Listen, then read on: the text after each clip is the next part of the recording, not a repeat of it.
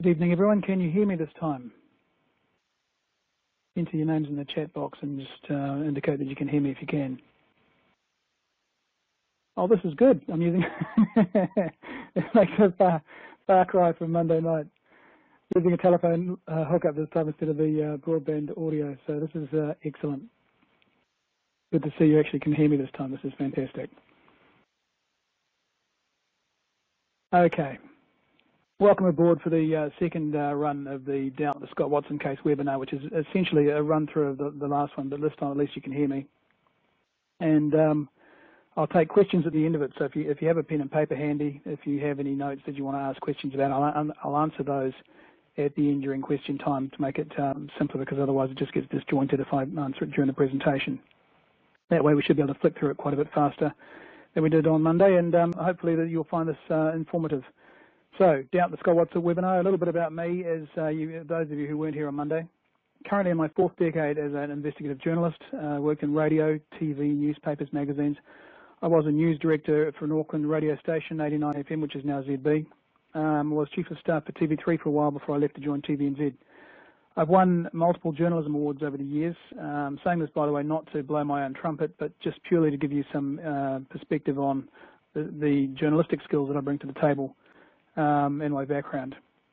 I have been asked to assist police on investigations like the Travis Jimmy the Weasel Burns, who was involved in the Tania Furlan homicide in Auckland back in the late 90s with Christopher Lewis. And I do have also some legal experience, which is unique. You're not normally allowed to represent yourself as a individual in court representing a company. But my publishing company and myself were sued. And I ended up being the only journalist in New Zealand history to have represented himself in full High Court trial. It was a 2-week defamation trial, Court of Appeal hearings and Supreme Court hearings, and won a retrial based on new evidence, which is exactly the issue in the Watson case. That's a extract from the Court of Appeal there, just talking about how important it was, the evidence that I found, to overturn the defamation trial verdict. They talked about propensity evidence, and what it was a case where a woman had come forward alleging similar things that happened to her as the wife in the defamation case. And so her evidence, even though it was not related to the actual case itself, of similar things happening to her, was taken by the Court of Appeal and Supreme Court to show a propensity to behave in that manner, and was therefore relevant to the case. And the Court of Appeal and Supreme Court upheld that propensity evidence is extremely powerful. And in fact, the Court of Appeal said in its ruling that propensity evidence where you can bring up someone's behaviour and character and point to it being similar can often sway juries in a he said she said case. I published 3 books on the Scott Watson issue. Ben and Olivia, the first one was published back in 1999, and it was the first book published on the case. Immediately after the court case, Jason Rhodes was a TV3 journalist of my acquaintance. I had him filing reports every night from the trial, which I then knocked into shape for the overall book and put it together with research that I'd done as well. And we came away from that with pretty much the same view as the documentary Doubt did, that the conviction was unsafe, but the book was based entirely on what came out at the court trial. What I subsequently discovered, and I was happy with that verdict, by the way. I thought that, not the verdict of the court, I was happy with the conclusion I come to, that Scott Watson had suffered a miscarriage of justice, probably, because one of the big issues for me was there was a mystery catch that Ted and Yvonne Walsh had seen sailing out into Cook Strait on January the 2nd with what looked like Ben and Olivia on the back of it, and the police had never tracked that down, so how could it possibly be a slam dunk case? Then you added in the hairs in the bag and the slit in the bag, and it was just an unsafe conviction in my view. Then I was given the police file nearly 20 years later by somebody who'd been begging me for years, in fact since about 2004, to reopen the case, and I always said no. Finally got hold of the police file and said that the issues needed to be looked at further. And just as I went through it, it became patently obvious that what I'd previously written was wrong. Not through any particular fault of myself or Jason Rhodes, because there was a fair report of the court trial, and the Doubt documentary the other day came to the same conclusions. But if you go based on the court evidence, you're not getting the full story, because what happened is the court trial took place 18 months after the murders, and people's memories had been absolutely wrecked by the time of the trial. And the things that they said to court were not what they told police 18 months earlier when their memories were fresh. So the police file became really, really important in this case. So I published 2 books on the police file, Elementary and Elementary 2.0, which are available at Amazon or through our own website. But they'll give you everything that's in here and a little bit more as well. So the key issues in this Watson case.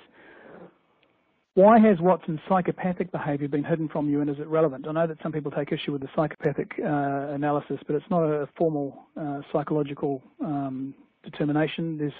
Psychopaths make up about 4% of the population, 1 in 25 people. A much smaller subset of those are criminal psychopaths, but they all share similar personality traits, and we live with them. We have lived with them for thousands of years within humanity. You know psychopaths among your acquaintances. You just don't know many criminal psychopaths. They tend to have a narcissistic streak. They tend to be, they don't care about consequences to others, very much a me focus, and you know, they'll do what pleases them. They often get into trouble with the law. They lead larrikin-like lives if they're criminal psychopaths, and can switch at a moment's notice. So issue 2, does Scott Watson fit descriptions of the mystery man? We'll look at that tonight. Was he in the right place at the right time? Issue 3. Was the mystery Ketch involved? Why has Scott Watson lied? And did Scott Watson murder Ben and Olivia? These are the issues. Somebody says they can't hear me. Is everyone else, you can hear me all right? Just a quick message. Hello?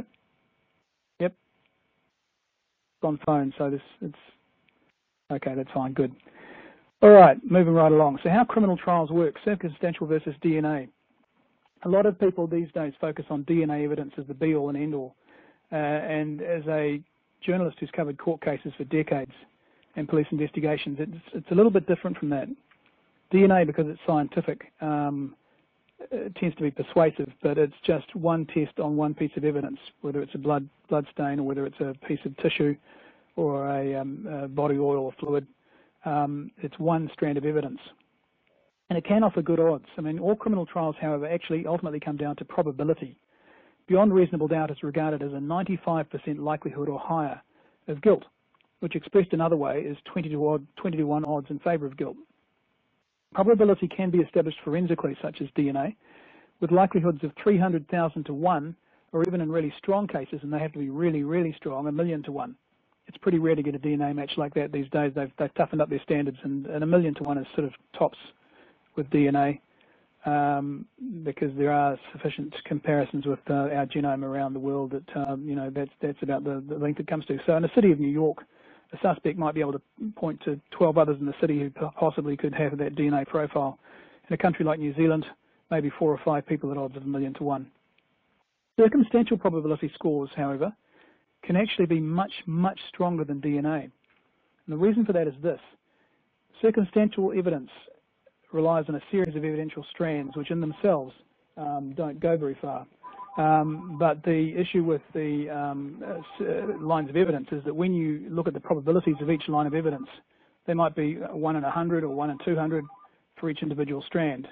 But then it can go beyond that to multiplying those probabilities together. So you can measure probabilities against multiple lines of evidence or events, not just one bloodstain. As study.com puts it in its Stats 101 lesson, to solve this problem, you need to understand the multiplication rule of probability. And that means to find the probability of the intersection of 2 events, multiply the two probabilities. Example, this is just a pure example. 2 witnesses state a killer was a blonde male. There might be a 1 in 7 chance of being a blonde male. The particular person had a missing lower right leg, so let's say there's odds of 1 in 50,000 for that. He also had 1 blue eye and 1 brown, a bit like David Bowie, 1 in 100,000 odds. Now, if police found such a person, the odds in favour of them being the killer would actually be 7 times 50,000 times 100,000 to 1. And that actually equates to 35 billion to 1. Now, that far exceeds the standard of proof that DNA can produce. If you see the logic there, just being asked about chats. I think you can see it all now. So even in the absence of forensics, if there's only 7 billion people alive on the planet, you could be certain that you had the killer if the odds are 35 billion to 1, because you could place him in the region of the crime. I think that point's made. So those who demand DNA or nothing actually know very little about criminal proof. Beyond reasonable doubt is simply an expression of mathematical probability. If a DNA match with odds of 1,000,000 to 1 would convince you, how much more convincing is a strong circumstantial case properly analysed? So prosecutors, I'm just having fun with the chat here. No, you should be able to see the chat. Can everyone see the chat? Yeah. Prosecutors call it strands of a rope. No single strand is strong enough to clinch the case, but woven together, these probabilities multiplied, they form a rope strong enough to convict. It isn't weak, it's far stronger than DNA evidence. So Scott Watson's case is basically a circumstantial case, but it's got so many circumstantial pieces of evidence that when you multiply their probabilities together, the probability of guilt far outweighs anything that DNA could come up with. Even if you had a DNA match to Scott Watson, it wouldn't be as reliable as the combined probabilities of the strands of evidence you're going to see here tonight. This is just a slide. You can look at this later because this will be uploaded this time because we're recording now. James Warner Wallace is a retired LA County homicide detective specialising in cold cases. He was asked how many of your cold cases for your LA County were solved by the use of DNA evidence, and he said not one. Popular on TV, but his department wasn't working with DNA in most cases because they were old cases. So he said the best way that they could find out to solve an old case was to go through, even though the witnesses were often deceased, going back through forensic analysis of their witness statements. He says that's a discipline where we scrutinise the statements of eyewitnesses and look at what they choose to minimise, look at what they choose to emphasise, what they leave out altogether, how they expand time or contract time. And when we examine these kinds of eyewitness accounts, we can usually tell who's lying and who's telling the truth and even who the guilty party is. And that's what we brought to bear on the Scott Watson case with the police file. It was an incredibly important file to get hold of because it finally shed light on what had actually happened. Now, issue 1, Scott Watson, is he a psychopath? Keith Hunter has said Watson is basically a likeable rogue with no history of violent tendencies or signs of sexual or murderous intent. Keith Hunter actually calls it a defamation of Watson's character. He put it on the record, quote, almost entirely non-violent adolescent delinquency, stealing cars and bicycles from time to time. Most serious was that he'd been an occasional burglar. Now, why is Keith Hunter's version important? People have asked me this. Why do I concentrate on Keith Hunter? Because he has single-handedly affected the beliefs of more than 500,000 people. That's how many people watched the Murder on the Blade TV program, and a similar amount of people watched the Doubt program. So these TV shows, TV is a very emotive medium. I was an award-winning documentary maker in TV, so I know the tricks of the trade with television, and we very much rely on emotive pictures and emotive issues. TV is not good at giving you facts because facts are often hard to tell in any depth. It's very hard to sort of, read through a document and concentrate on what's involved. So television works by emotion. And my biggest criticism of the Doubt documentary, for example, I mean, I had some big criticisms of it, but one of the ones was, and this is a TV technique for those of you who saw it, you will have noticed that the actor that they chose to play Scott Watson had really close cut hair all the way through, so it looked like he was a very short-haired person all the way through the entire documentary, when in fact that wasn't Scott Watson's description on the night, as you'll see. And the actor that they had playing the mystery man looked nothing like that. There was a real contrast between the two, and that contrast did not exist on the night, not in the police files. The other thing that TV did to really make it distinguish is that they portrayed the mystery man wearing a multicolored bomber jacket. Nowhere in the police file did the main witnesses describe the mystery man wearing a multicolored bomber jacket. It was fictional. He should have been wearing the same clothes as Scott Watson because that's what all the witnesses said they saw him in. So that's why I concentrate on these TV documentary makers, because they are so influential and people are quoting their views to me all the time. And if their views are wrong, you need to know it. So Keith Hunter says Watson was almost entirely non-violent, except, he says, for he pulled out a 3-inch pocket knife-sized marlin spike to persuade 2 people. These are all quotes from Trial by Trickery, Keith's book. A marlin spike is that long spike on the left with the looking like the eye of a needle, and that's a pocket knife, and you can guess from that how big it is. Now, would you threaten somebody with a marlin spike, or would you threaten them with a blade? Marlin spike is the word that Keith Hunter and Mike White have used and the Watson family use. It doesn't appear anywhere in the police file, interestingly enough. The police file, in fact, Watson himself calls it a knife. Someone told police, Scott Watson also told me about a time when he got arrested for pointing a knife at someone who was trying to steal his dinghy, Greg Curling told police. So Greg Curling, who was a mate of Scott Watson's, didn't say Scott Watson boasted about pointing a marlin spike. Scott Watson boasted about pointing a knife. So Watson was using the term knife. Lawrence Gledhill was the guy who the knife was pointed at. He writes in his police statement, Scott Watson threatened me with a knife. We had to go to court. Watson was fined. His wife, Patrice Gledhill, was also facing the knife. And I actually sent her a question on Facebook. Said, just doing a book on the Watson case, I see media saying he threatened Lawrence with a marlin spike. My understanding was that it's a knife. Am I right? She says, yes, you are right.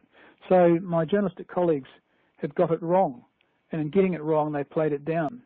And I'm not sure why they've got it wrong, but I'm just saying they have. It wasn't a marlin spike. It was a knife.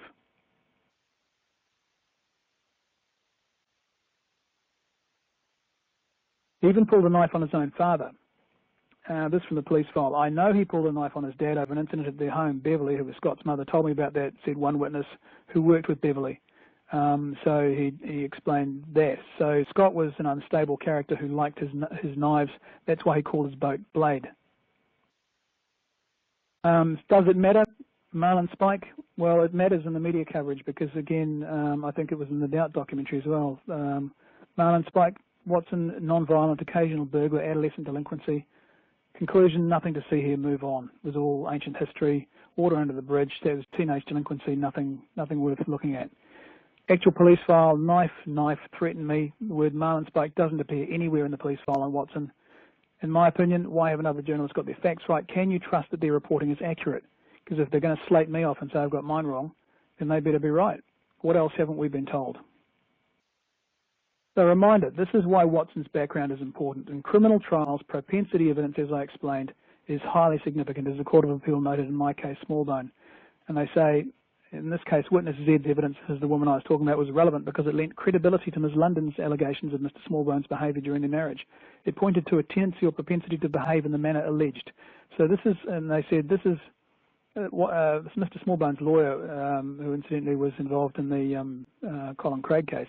His submission was the evidence of propensity was, by its very nature, insufficiently cogent, that is to say, relevant, to change the result. The Court of Appeal said that is certainly not the experience of judges who are familiar with the criminal jurisdiction in which propensity evidence is usually led. So this is why character and background and these sort of things is really important.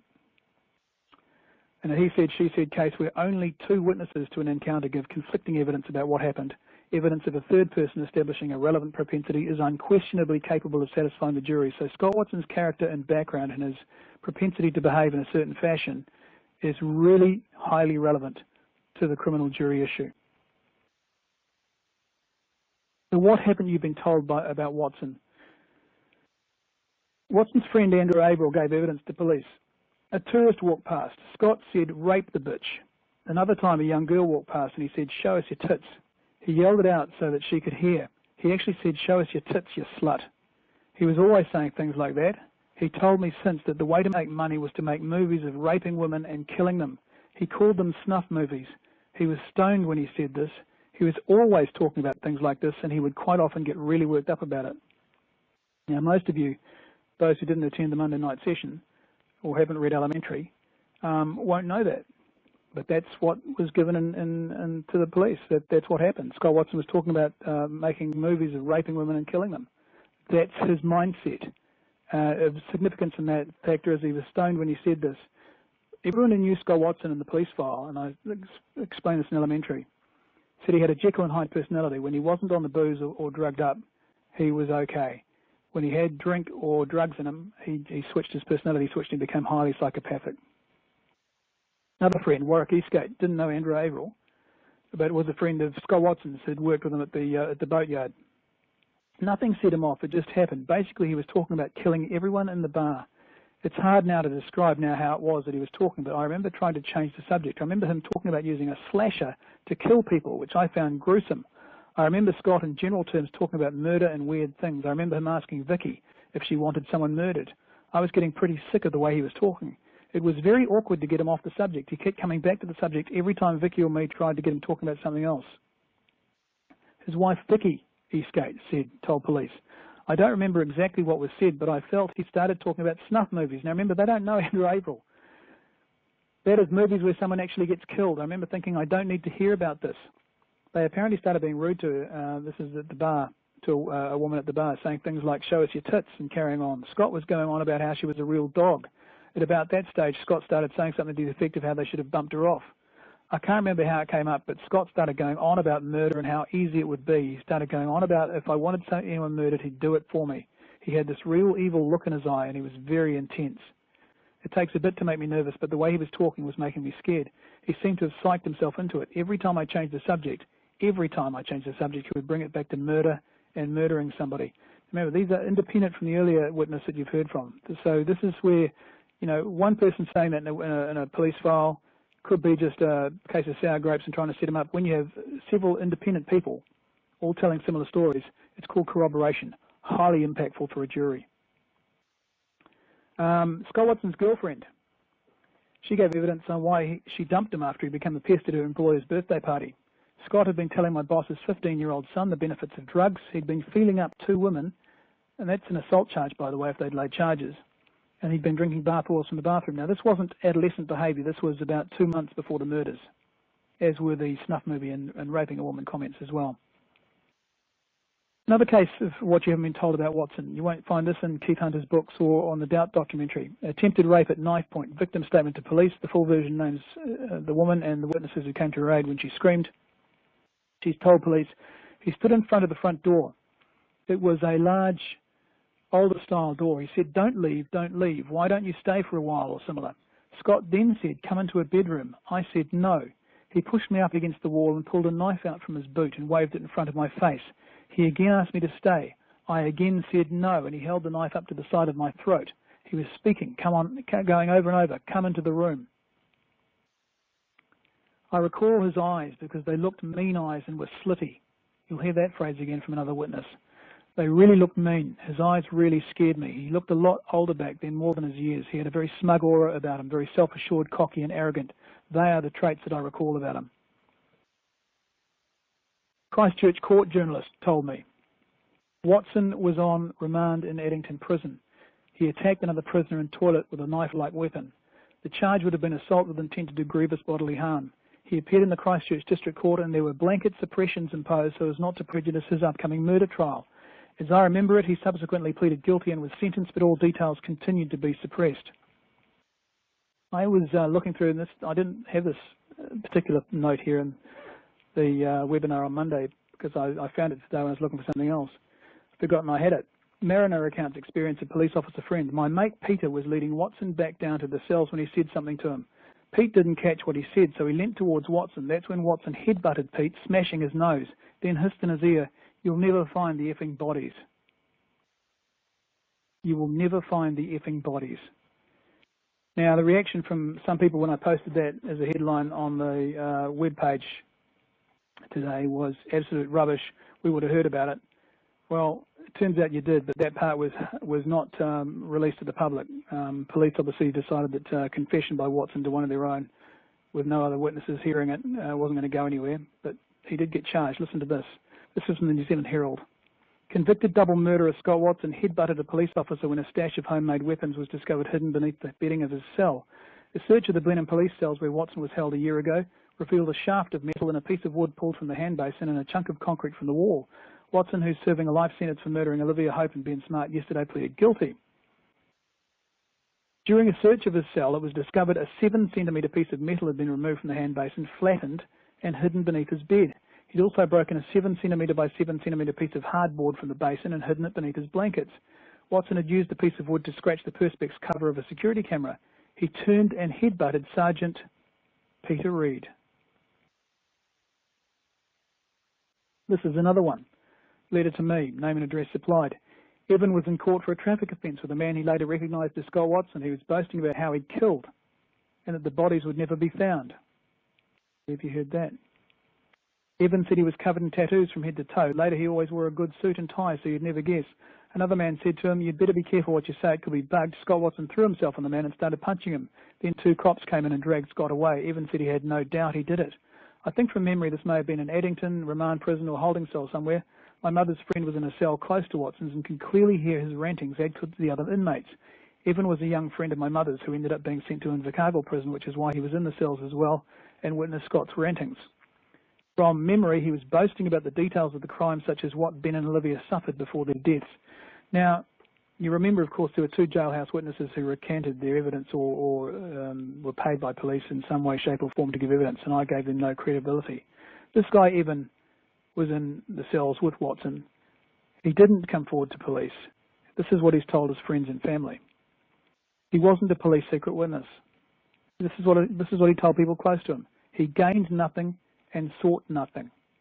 Key points: he personally heard Watson boasting inside prison about killing Ben and Olivia and what he'd done to them, and he witnessed Watson's violence. My conclusion, on the basis that his testimony is credible. And of course, that also matches up with the, they never find the bodies comment that he made to the police officer. So it looks like our friendly Scott Watson has been making himself heard, knowing that no one's going to give it any credence. Watson's girlfriend had testified that he was covered in tattoos. He was really worried about the police releasing a description of a person with tattoos on his arms. The accused had a number of tattoos. He had the letters FL on his left wrist, a Nazi SS symbol on one of his left fingers, a barbed wire across his right wrist. On the left shoulder blade was a star, an eagle on his left upper arm. On his left forearm he had a large long tattoo which had a skull in it and the word skin as well. He was a skinhead previously, and a white supremacist. I think he also had a tattoo of the British flag on his right forearm as well. So Watson supporters have argued that all this is irrelevant. The police didn't take these allegations seriously, they say publicly, or they would have used them. These claims from Watson supporters are factually wrong. The police wanted to use propensity evidence, but Judge Heron would not allow it. Watson's lawyers had prior deeds hidden from the jury and the public. Now, many of us can point to court cases where juries, New Zealand is one of the few countries in the world where juries are not allowed to know prior criminal convictions. We're one of the last holdouts in this. The Americans long since allowed your prior criminal record to be part of who you are and what you are, and you have to, man up for the deeds that you've done. In New Zealand, they take this particularly strange perspective that you've got to prove it purely on the facts in front of the court and nothing else. So the fact that you might have murdered 10 people in your past, the jury's not allowed to know that. Judge Heron ruled earlier statements as to violence and attitudes to women are too remote, in my view, and any probative value is outweighed by the prejudicial value. Therefore, he ruled they could not be used. The overall impact of that evidence, particularly in such quantity as you've seen, is highly prejudicial, and in my case, it has to be carefully screened. The critical thing has to be the actions of the accused at Furneaux Lodge during the evening, with the limitations that I put on them. He says there's to be no reference to the violence towards women. There's been no reference to drug taking and what have you, despite submissions from the Crown Prosecutor. So the jury was not allowed to know most of this. Issue 1, in my view, is proven. Watson was a sexual predator capable of murder. Juries aren't allowed to know prior criminal activity until the trial's over. Arguably, in light of the Court of Appeal and Supreme Court rulings, Justice Heron should have allowed propensity evidence of violence and sexual harassment of women because it proved he was a sexual predator, waiting for opportunity. But rape the bitch, show us your tit slut, and his fantasy about raping, videotaping the rape and murder of a woman were not allowed into evidence. So the jury decided guilt without knowing this. Despite suppression lapsing at the end of trial, a whitewashed version of Watson has been portrayed up till now in most books and the media. Evidence shows Watson had the mindset of a sexual killer. That is, he is capable of murder. On its own, and this is important, folks, on its own it doesn't prove he is the killer, on its own, but it sure as heck shows it would not be out of character, and it makes him a valid suspect. So all of this stuff from Doubt and the Scott Watson page and Murder on the Blade and so forth, painting out Watson as just a larrikin in his teenage years, and this is what have you. It's totally blown out by this. Watson had the mindset of a sexual predator. He attempted to rape a woman at night point. He expressed the fantasies of rape and murder shortly before the murders took place. He had a Jekyll and Hyde character. He is a valid suspect, so you can't rule him out on that basis. His character is relevant. Issue 2, does he fit descriptions of the mystery man? He had a long conviction list. Does he fit descriptions of the mystery man? You can see here, identical pictures are sort of an assembly of, routine collections of eyes, lips, nose, mouth, hair, that sort of thing, with the victim required to sort of try and stress what differences there were in the appearance. In this particular case, there's this centre fringe part that comes down hanging over the forehead. And you'll see that Scott Watson has one of those. Also the sloping eyes, as they call them, sleeping eyes, the high cheekbones, the chiseled face, the nose. I would say that identical picture is, apart from a haircut, is pretty much bang on Scott Watson. So there's your first big clue. These similarities: widow's peak, centered fringe, drooping eyes, eyebrows, lips, chiseled face. But photos that night show Watson clean-shaven with short hair. That's what I'm told so often. Or do they? This is one of two photos of Scott Watson taken on the night. Scott Watson is in the middle of the image there with his eyes closed. He's always often in photographs with his sleepy eyes closed or blinking or whatever. It's just his natural way, so it appears to be. But do they show him with clean-shaven with short hair? Watson clearly has stubble. You can see the grey above his lip and under his chin and on his chin. These are low-res photos taken on low-quality cameras in the dark with a flash. Larry Mackay, pictured in the same photo, told police Scott looked about 5'10", 75 kg, Caucasian, slim build, unshaven, a couple of days growth, scruffy appearance. I noticed he had tattoos on him.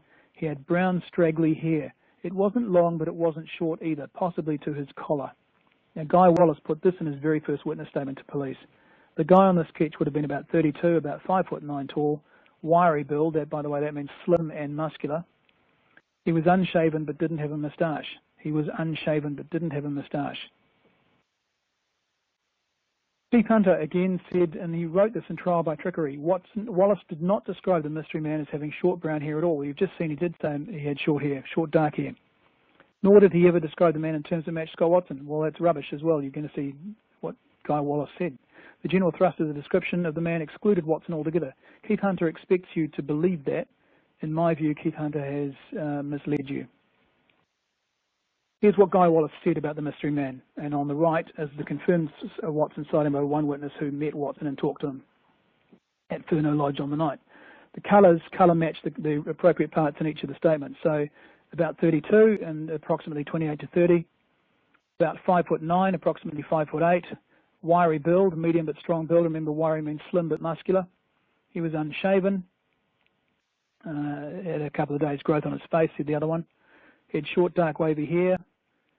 This guy's hair was longer than mine with a slightly receding hairline, but didn't cover his ears. His hair was short, but not really short, and so on. You can see close match.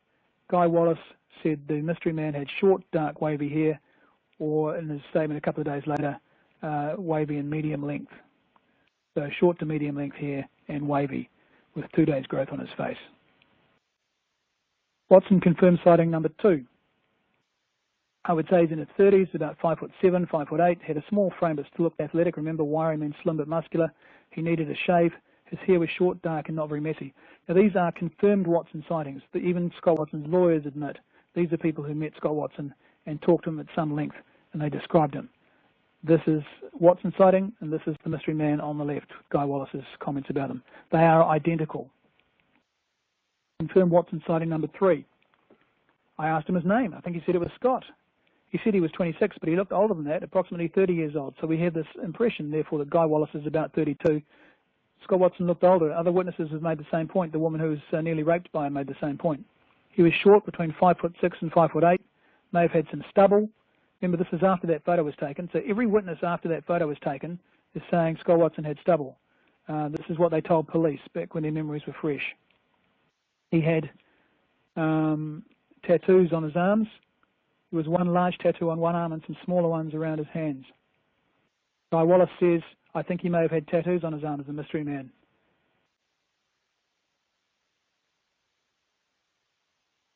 Now here's where it gets really interesting. Pay close attention to this, folks. Shay Phipps was the barman who served the mystery man. He writes he was Caucasian, aged between 26 and 32. His height was about 5'7". I would describe his build as wiry. This is the mystery man. He wasn't real skinny, but he wasn't real built either. He had mousy brown hair and I think possibly brown eyes.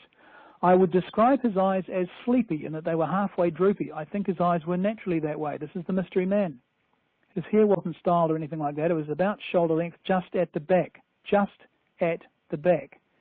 His hair wasn't straight, but it wasn't curly either. It was somewhere in between. One of the other witnesses who met Scott said the same thing. I think he was slightly unshaven, probably 2 to 3 days worth. His eyes were the most distinctive thing about his face because they looked like sleepy eyes.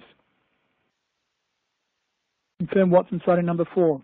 He was a male Caucasian, 5'7", slim build. He was wiry. He had short, dark, wavy hair down to just past his collar. He had high cheekbones with slitty sort of eyes. He had a day or two's growth on his face. He was wearing a long blue denim sleeve shirt, which had 2 pockets on the front. He was wearing brown cat-type boots. He was wearing dark blue jeans. By the way, none of those pieces of clothing have ever turned up. They're all missing. So it's pretty damn clear. Scott Watson and the mystery man were identical in description. Photos that night show Watson clean-shaven with short hair, or do they? These are the other photos that Watson was taken in on the wharf. Watson's hair was long enough at the back to be below his collar line, about an inch below his collar line. So the idea that it couldn't be down to his collar is clearly wrong. The idea that he had short hair, really short hair, not down to his collar like the mystery man, is wrong. Anybody looking at him like that would have said he's got hair down to his collar. There's your description. Long enough to be down to his collar or below it. And there's Scott Watson after a haircut. Even then, his hair's still touching his collar of a t-shirt.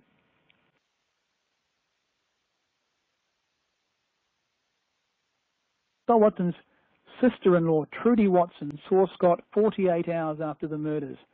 She told police his hair was medium length at the time, not short, and wavy. His hair is dark. I call it black. It is not long, but not really short either. Why is everyone saying that? They're saying about the mystery man. It's not long, but not really short either. It is wavy. They also said that. Remember Guy Wallace's description of the mystery man? He had short to medium, dark, wavy hair.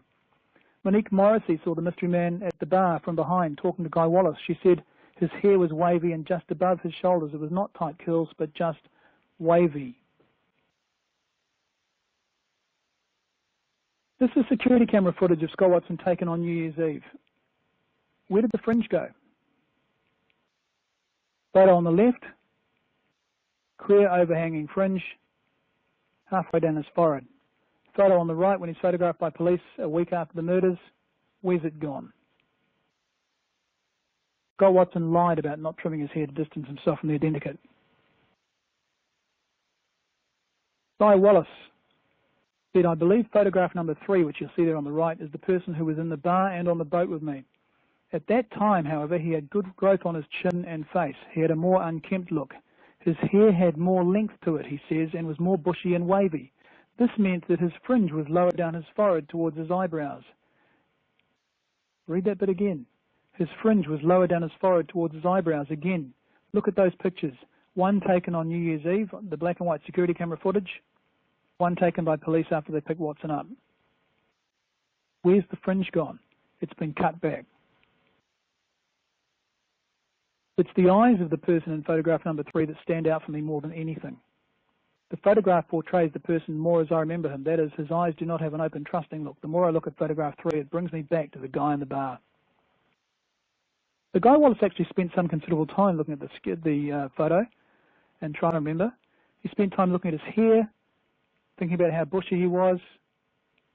Where was the fringe? It's missing. No wonder he got confused. Shaved tips. Remember what he said? I would describe his eyes as sleepy and that they were halfway droopy. I think his eyes were naturally that way. Slitty sort of eyes with high cheekbones. You've heard that before as well. Water taxi passenger describes mystery man as a dead ringer for Watson. All of these photos were taken on the same day, by the way. Collar length for an observer depends on the head tilt relative to the type of shirt he's wearing. You can see there in the first photograph on the left, Watson's hair appears to be nowhere near his collar because his head's bending down. As he moves his head back up, his hair comes closer to his collar. And then, of course, in the photo with Ian Wishart on the right with the yellow arrows, you can see that when he wears a collared shirt, his hair is actually below his collar line. So it's all in the eye of the beholder. Anybody who raises an argument from now on saying he had short hair that didn't reach his collar, like the mystery man, is barking up the wrong tree. And also note the curls and the waves in Watson's hair. You might not be able to see it so clearly on the security footage, but I have enhanced it in some shots coming up. Be able to see how it's cut unevenly. Now see how water taxi passenger Hayden Morrissey described the mystery man. His hair was quite scraggly looking. By that I mean it was quite wavy. It went down to just before his shoulder line. I think it was brownish in colour. He had long pants on, and I think he had a long sleeve shirt on. Well, there's the long sleeve shirt that he's wearing. Watson hadn't had a haircut in 6 weeks at the time of the murders. This is what that looks like up close on Watson. Scott Watson has naturally wavy hair. Scraggly, even, or in fact quite uneven. A low-res security camera shot doesn't capture the finer detail, but this is what it looks like between haircuts.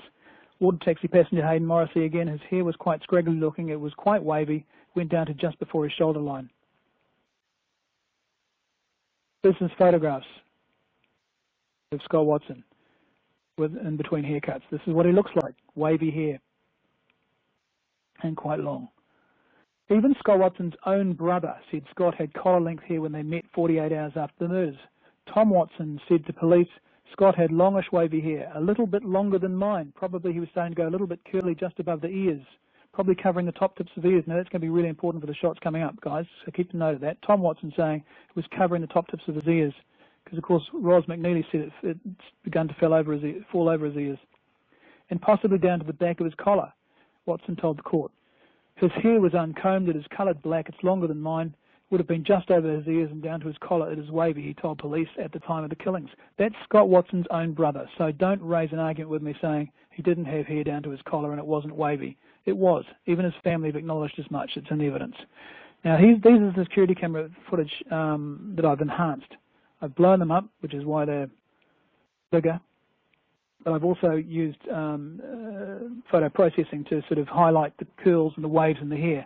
You might need to tilt your computer screen or your device screen to see the wave and the wave through Scott's hair in these shots, but it's certainly there. And you can see as well as tufts covering the tops of his ears. That's even a better shot in some respects to see that. So from somebody looking at him face on, would have seen the hair tuft over the top of his ear is starting to cover his ears.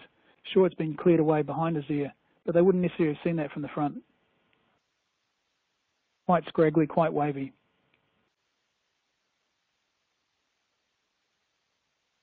There from behind, you can see even there if you look very closely in the on the ear on the left, there's scraggles of hair coming down. So those descriptions of scraggly hair, you can see where people were getting it from. It's been cut unevenly. It's quite wavy. It's bulky, is what you'd call it. It's a bit like my hair, really. And there's that fringe again from the front. Where did that go? Where did it go? I'm sorry, guys, it was collar length. You've seen the photos. You can complain all you like. Guy Wallace, the mystery man, was about 32, about 5'9", tall, wiry build. 5'9", tall, wiry build. He was unshaven but didn't have a moustache. He had short, dark, wavy hair. I think he may have had tattoos on his arms. Bingo! There's your prime suspect. We've already established he's capable of murder. Looks like the mystery man. Matches the height, description, and he's got tats.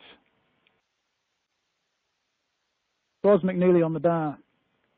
A male Caucasian between 30 and 35 years, clean-shaven, although his face gave the appearance of 2 days' growth, or hadn't shaved that day. Thin, scruffy, almost unkempt, as if he hadn't seen a hairdresser for a while. We know it was 6 weeks since he had a haircut. What I mean by that is that the hair was uneven in different lengths. Hey, bingo. What did we just say? The hair roughly parted down the centre. There you go. Fell over his ears. The nose was skinny to bony. His face was weather-beaten and well-tanned, almost olive in colour. It was Scott Watson she saw. Shay Phipps on the bar. Caucasian, age between 26 and 32. Height 5'7". Describe his build as wiry. He wasn't real skinny, but he wasn't real built either. He had mousy brown hair. I would describe his eyes as sleepy and that they were halfway droopy. I think his eyes were naturally that way. His hair wasn't styled or anything like that. It was about shoulder length just at the back. His hair wasn't straight, but it wasn't curly either. It was somewhere in between. I think he was slightly unshaven, probably 2 to 3 days growth. His eyes were the most distinctive thing about his face because they looked like sleepy eyes. Only the blind cannot see this. The mystery man is Scott Watson. Amelia Hope in the water taxi. They didn't play this bit on the Doubt documentary the other night, but this is what she said. His hair may have been receding off his forehead. His whole hair was receding, but not the majority of it. I could see his forehead through his hair. You could tell that would have been if he'd had his head shaved off. Not sure what she meant by that. His hair was just sort of sitting brushed forward and sitting flat. So she was sitting in the water taxi with Guy Wallace and with Hayden Morrissey and Sarah Dyer, and she described the mystery man's hairline as receding. Do we see anyone like that? Do we see anybody with receding hair in this fringe coming forward, brushed forward? I wonder who that could possibly be. So, mystery man and Scott Watson, comparisons. If you look at those two lists, Things we know: the mystery man on the right, he came from Christchurch, was now local to Picton, worked on fishing boats, was a boat builder, had built his own boat, sailed alone to Furneaux, had asked for drugs, tried to convince others to use drugs, had short, dark, wavy hair down to his collar that did not fully cover his ears, and he smoked roll-your-owns. Look at Scott Watson's list. This is what we know about Scott Watson. Came from Christchurch, now local to the Picton area, worked on fishing boats, was a boat builder, built his own boat, had sailed alone to Furneaux, asked for drugs, tried to convince others to use drugs, had short, dark, wavy hair down to his collar that did not fully cover his ears, smoked rollies. Hello? Again, blind Freddy could see. And the tattoos. Yeah, you're right. I missed the tattoos. There you go. Another compelling identical feature of these two men. The mystery man was Scott Watson. Issue 2 is proven. Scott Watson is the mystery man. Digitally enhanced photos on the night reveal hair went below the collar line, such as to justify witnesses saying it went down to his collar. Perfectly justifiable. He was carrying a 24 or 48-hour shaving shadow. It is dishonest for Watson supporters to continue to claim that the witness descriptions don't match. They do. You've now seen them, and when this goes up on YouTube, the whole world will see it, and no one will be able to argue against it.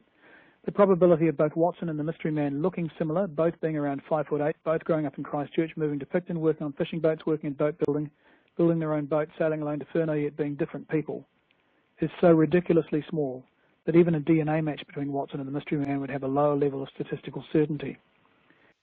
Remember the probability rule? To find the probability of the intersection of two events, multiply the two probabilities. In this case, we have 9 glaring points of similarity, and if you add in tattoos or the other smoking roll-your-owns, 10 or 11 points.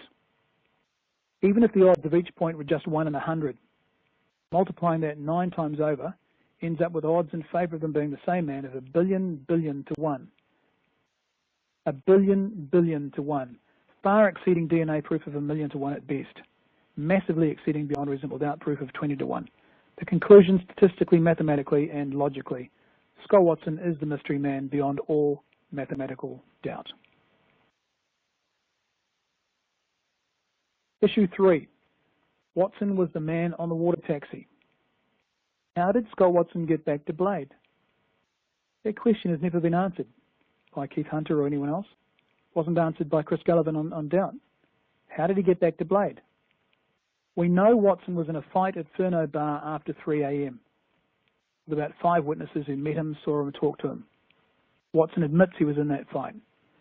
I say Watson arrived at the jetty at after 3:30 a.m. and got a water taxi back to Blade. Keith Hunter, interestingly, agrees, saying in Trial by Trickery, in my view, he returned to his yacht just once after 3:30 a.m.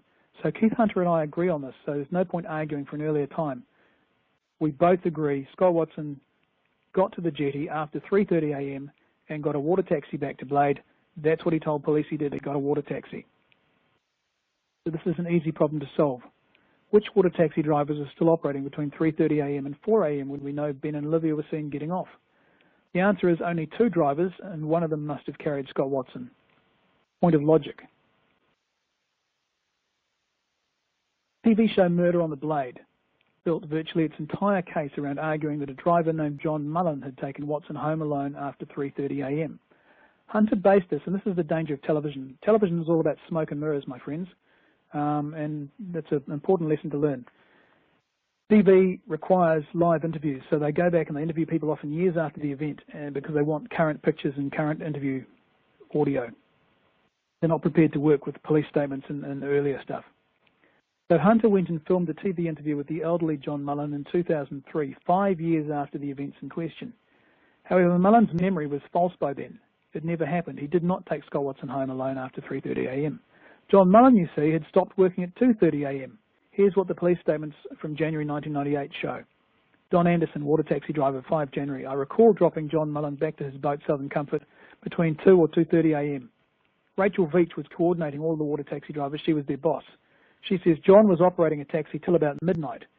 He may have done a couple more runs after midnight, but he finished work at about 2:30 a.m. So his boss says he left around about 2:30 a.m.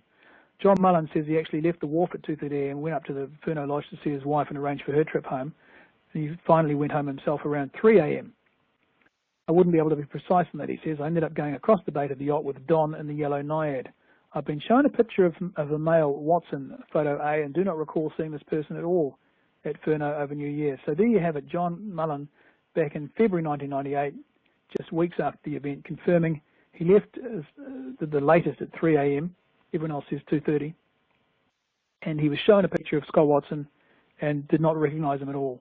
So for Keith Hunter to interview John Mullen 5 years later, now elderly and with his memory stuffed, and have him say, yeah, I took Scott Watson back to his boat, or a man that looked like Scott Watson back to his boat. Sorry, guys, it's smoke and mirrors in my view, just smoke and mirrors. Mullen could not have taken him because he wasn't there. If Mullen had gone home at least half an hour before Watson even came down to the jetty, then he did not take Watson back to Blade, no matter how many times Keith Hunter and Watson supporters try and tell you differently. They are utterly and very simply wrong. You've seen Mullen admit he'd gone, corroborated by two others. He told police at the time he'd never seen Watson. So who was working between 3:30 a.m. and 4? Only Don Anderson and Guy Wallace. And Anderson decided to take a coffee break then. The only driver who ferried anyone in that time was Guy Wallace, and he only made one trip in that time, the fateful one. The only water taxi Scott Watson could have caught was Guy Wallace's. And Wallace found himself sitting beside a 5'8" tall man with short to medium dark wavy hair and tattoos on his arms, who invited Ben and Olivia onto his boat. Wallace testified at trial that Scott Watson was both the mystery man in the bar and the man in his taxi, regardless of his later doubts. We know he was right because we can prove it by the process of elimination above. The only conclusion possible, Scott Watson was the man on the water taxi. Issue 4, was a mystery catch involved? Now that we know Watson was on the water taxi, how do we explain three witnesses in the taxi who are all positive they boarded a big catch? That's what Keith Hunter has said in his documentary Murder on the Blade, and what all the Scott Watson supporters will tell you. Three witnesses in the water taxi say they boarded a big catch. How could they be wrong? Answer. The three witnesses never told police that. In fact, they all said it was a little boat. Blade was a little boat. Once again, we can blame Murder on the Blade, in my view, for these false claims. Keith Hunter writes that he got Guy Wallace and Hayden Morrissey in 2003 to pose for interviews on the water in a Naiad inflatable alongside a high-sided ketch like the one they recalled. A high-sided ketch? A high-sided ketch? Let's have a look. The Big Ketch myth. Wallace tells Hunter it was a high-sided ketch. Here's Guy Wallace straining to reach just the deck of the ketch. Remember that, just the deck of the ketch. There's a handrail above that, and it's going to become significant. Here's a bigger picture of the ketch, the same size as the one that Keith Hunter says that they got onto. The guy climbing over the fence, the handrail, is actually stepping about 6.5 feet into the air off sea level. So it's a big climb. Remember, this was not done in broad daylight on a sunny day. This was done in pitch black. Guy Wallace and Hayden Morrissey and Sarah Dyer all testified they couldn't see more than a metre in front of their faces. It was that dark. There was no moon virtually and no light where they were in the inlet. So this was all done in the dead of the night, the darkest hour of the night, and supposedly our happy passengers climbed 6 or 7 feet into the air off this rubber Naiad without any problem. Let's check that out, shall we? Guy Wallace said, what is surprising about this particular boat is that the middle of it is not that far out of the water. Hang on, I thought this was a big catch. No, he told police it's not that far out of the water, because when they stepped off from the Naiad, it wasn't very far. And I noticed I was hanging onto it from the Naiad, and most boats you've got to hold up like that, he demonstrates to the court. If you're sitting in the Naiad, and I didn't. He was sitting, there was no strain at all. And yet here he is in the photograph, straining to reach just the deck. Does this catch look like a boat that's not that far out of the water, which he could hold on to no strain at all? Or had Wallace pulled up alongside a much smaller, lower boat in the pitch dark? What the three witnesses really said, and it's not what they say now. People's memories have changed. There's some very interesting research on memory loss. It used to be believed that memories were like photographs, that you just kept on retrieving the same digital image in your mind. What scientists have now found, the University of Sydney and others, is that your memory is destroyed. Every time you retrieve a memory, it changes subtly. Now, these guys, remember, they were interviewed by police repeatedly. They were interviewed by the media repeatedly. They were interviewed by their friends and family repeatedly. Their memories were destroyed. So this is why what they said early on is so crucially important compared to what they said to TV documentaries 5 or 18 years after the event. These guys' memories at the time, this is what they said. Hayden Morrissey was questioned. From the floor of the Naiad, did any of them use the side of the Naiad as a stepping position? Yes. From that position, were they able to get on easily to the other boat, or was it a struggle? No, it was pretty easy. Did all three of them get off similarly easily as far as you could see? Yes.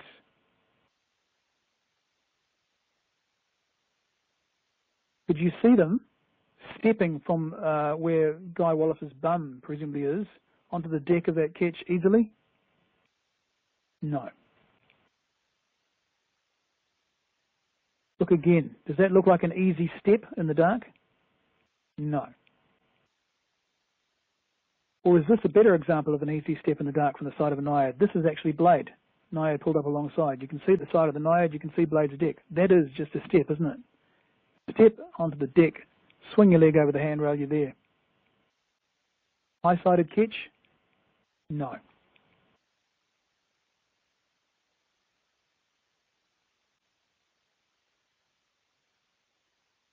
Here's what Sarah Dyer really said. Question, did any of those three people have any difficulty getting out of the Naiad onto that other boat? No, they didn't. Can you remember whether they just stepped straight from the floor of the Naiad onto the boat, or did they step onto the side of the Naiad and then onto the boat? I know that they reached up to get on. I think there was a bit of a step, but nothing too big. Bit of a step, but nothing too big.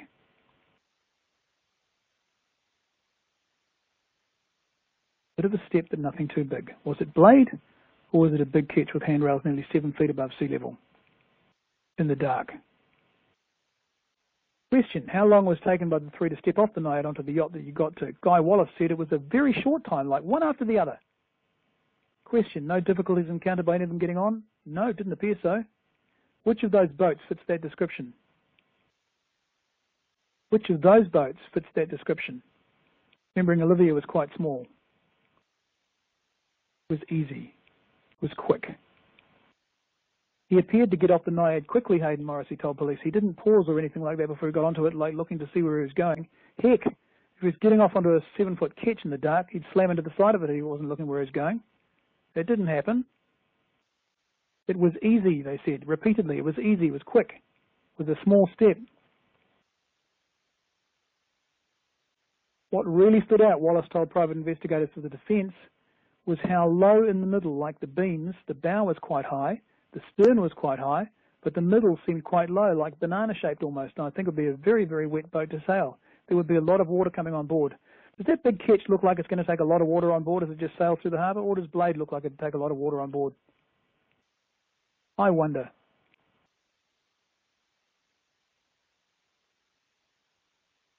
The middle seemed quite low, like banana-shaped almost, and I think it would be a very, very wet boat to sail. Look at that big ketch by Wallace beside it.